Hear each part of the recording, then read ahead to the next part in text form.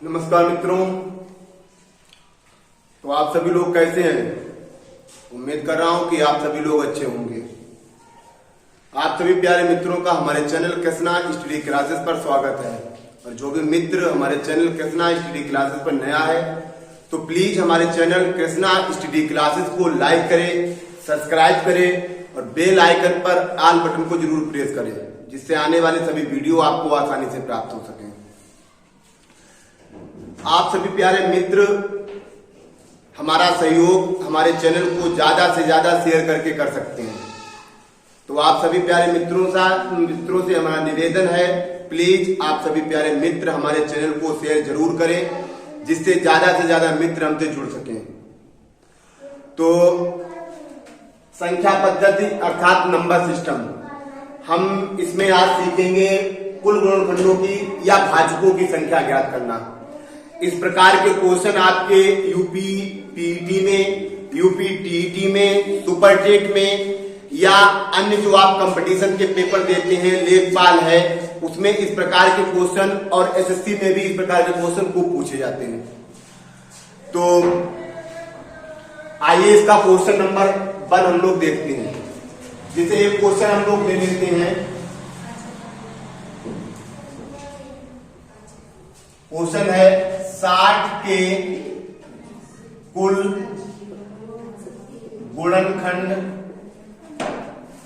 गुणनखंडों या भाजकों की संख्या ज्ञात करें। की संख्या ज्ञात करें। ठीक है, तो आपको 60 में क्या बताया गया? 60 के कुल गुणनखंड आपको ज्ञात करने के लिए कहा गया है। देखिए, अगर हम 60 के अगर कुल भाजक या गुणनखंड निकाले, ठीक है, तो हम किस प्रकार निकालेंगे? जैसे हमने 60 लिख दिया, 60 के हम कुल गुणनखंड अर्थात 60 किस संख्या से विभाजित है। हमको क्या ज्ञात करना है कि 60 किस संख्या से विभाजित हो जाएगी। ठीक है, तो आप लोग एक चीज जानते हैं कि एक जो है संख्या एक सभी संख्याओं को विभाजित करती है। ठीक है, तो इसका एक गुणनखंड क्या हो गया? 1 हो गया। 1 के बाद देखिए 2 से भी विभाजित हो जाएगा, 3 से भी हो जाएगा, 3 के बाद ये देखिए 4 से भी हो जाएगा, 5 से भी हो जाएगा, 6 से भी हो जाएगा। ठीक है, इन तीनों संख्याओं से ये कंटिन्यू संख्या विभाजित है। इसके बाद देखिए 7, 8 पंजे 40, 8 छंग 48, 8 से 56, 8 से नहीं होगी ये।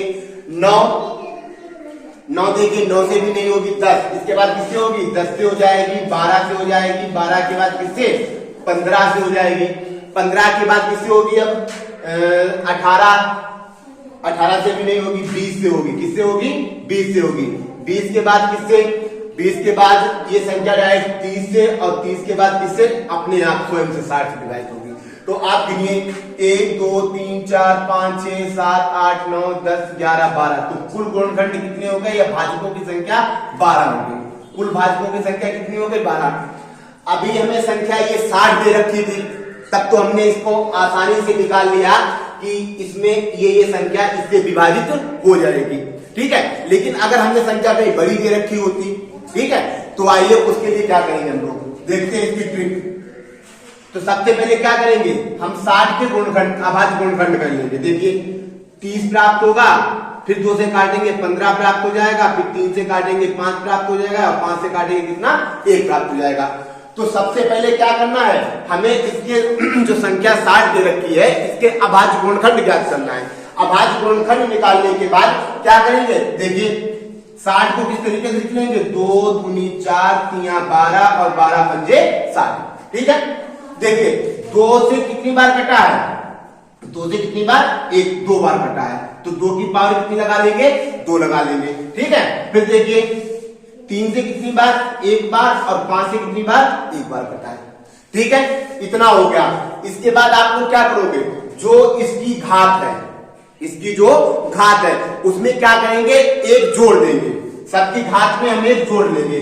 हमें हर से नहीं लेना देना है, इसके हर निगेट कर देंगे, अर्थात हर नहीं लेना है हमको। क्या लेना है? केवल घात। घात में कितना? 1 जोड़ देंगे, और बीच में काय का निशान? मल्टीप्लाई का सिंबल लगा देंगे।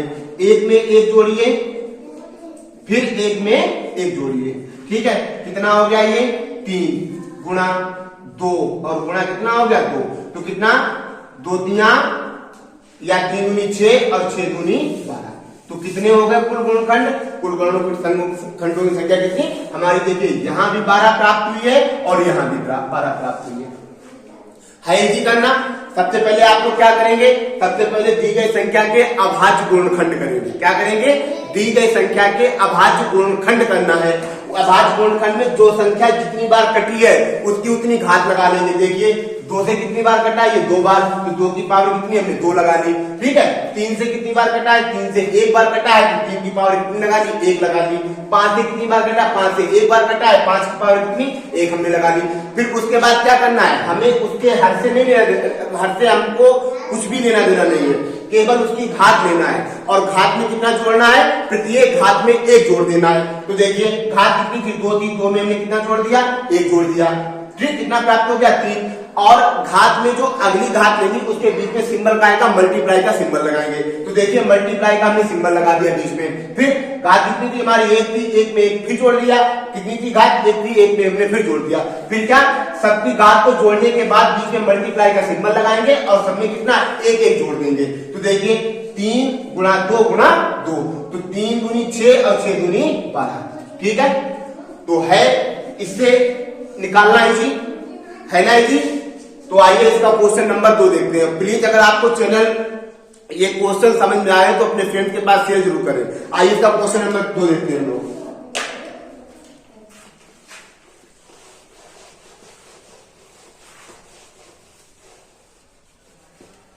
यहां पर क्वेश्चन हम लोग का लेते हैं, जिसे हम ले लेंगे संख्या 100। 100 के कुल गुणनखंड या भाजकों की संख्या ज्ञात करना है। तो आइए देखिए हम ठीक से ही करेंगे इसको। सबसे पहले क्या करेंगे? 100 के अभाज्य गुणनखंड। 100 के अभाज्य गुणनखंड कर लीजिए, कितना प्राप्त हो जाएगा? 50, फिर 25, फिर कितना?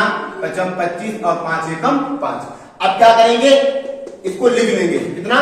2 गुणा 2 गुणा 5 गुणा 5, 2 दूनी 4, 4 पंजे 20 और 20 पंजे कितना हो गया? पूरा 100 हो गया हमें प्राप्त है। ठीक है। अब जो संख्या जितनी बार जिससे कटी है उसकी उतनी ही घात लगा लेंगे। देखिए ये 2 से कितनी बार? 2 बार कटा है, तो 2 की पावर कितनी? 2 लगा लेंगे। बीच में सिंबल का आएगा, मल्टीप्लाई का सिंबल। 5 से कितनी बार कटा है? 2 बार, तो 5 के ऊपर कितनी घात? 2 घात लगा लेंगे। अब क्या करेंगे? जो इसका हर है, ठीक है, हर से हमें यहां पर हमें हर नहीं लेना है, केवल इसकी क्या लेनी है? घात लेनी है। हम इसकी घात ले लेंगे और घात में कितना जोड़ देंगे? 1 जोड़ देंगे। बीच में सिंबल का आएगा, मल्टीप्लाई का सिंबल लगा देंगे। फिर देखिए कितनी घात है? 2 और 2 में कितना जोड़ देंगे? 1 जोड़ देंगे। देखिए कितना हो गया? 3 और ये कितना हो गया? 3 3 तिया कितना हो गया? 3 3 जा 9। तो 100 के कुल गुणनखंडों की संख्या कितनी हो गई? 9 हो गई। अर्थात भाजकों की संख्या कितनी है? 9 है। 100 के कुल भाजकों की संख्या कितनी? 9 है। ठीक है, तो है ना इजी करना इससे। आइए इसका क्वेश्चन नंबर 3 देखते हैं हम लोग। देखिए इसका क्वेश्चन नंबर 3 रहेगा, कुछ भी हम जो आपको संख्या है जी हम ले लेंगे 300 448 480 480 के कुल गुणनखंडों की संख्या ज्ञात करना है। ठीक है, ये क्वेश्चन जो हमने दिया है 448 के कुल गुणनखंड, 448 में कुल भाजकों की संख्या कितनी होगी? प्लीज आप लोग इसका कमेंट्स में आंसर जरूर दे कि इसके गुणनखंडों की संख्या कितनी होगी। ठीक है, तो इसका ये क्वेश्चन नंबर रहा हमारा 3। ठीक है, उम्मीद कर रहा हूं कि आपको क्वेश्चन समझ में आ रहे हैं। अगर क्वेश्चन आपको समझ में आ रहा हो तो प्लीज कमेंट में जरूर बताएं और इस क्वेश्चन का आंसर कमेंट्स में जरूर दें आप लोग। ठीक है, आइए इसका क्वेश्चन नंबर 4 देखते हैं हम लोग।